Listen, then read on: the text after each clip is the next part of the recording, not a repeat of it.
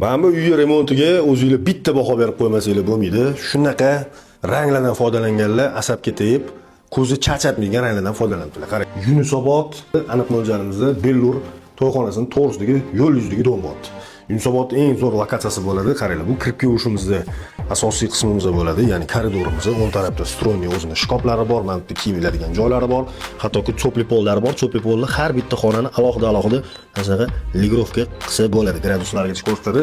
Va asosiy eshik shit mana bitta joylashgan, tok o'lchaydigan stabilizatorlargacha ko'rsatadi. Mana 218 ko'rsatyapti.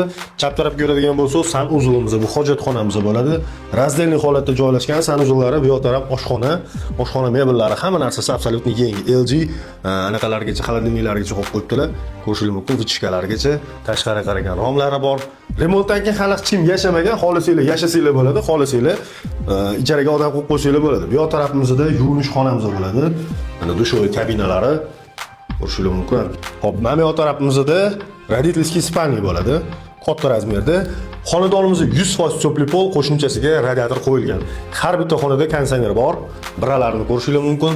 Yoq taraf o'zini garderobiga ega, родительский spalni. Bu yoq birinchi balkonimiz bo'ladi. Marhamat, ko'rishingiz mumkin. Tashqariga qaragan derazasi bor. Xo'p, yana koridorimizga qaytamiz. Xonalarimiz alohida joylashgan. Mana bu yoq tarafda mehmonxonamiz kattagina razmerda, televizorning zonasi mana ko'rishingiz mumkin. Konditsioneri bor. Mehmonxona orqali detskiy xonamizga kiramiz. Mana detskiy xonada ham derazasi bor. Bunaqa chiroyli kartalardan foydalanishgan.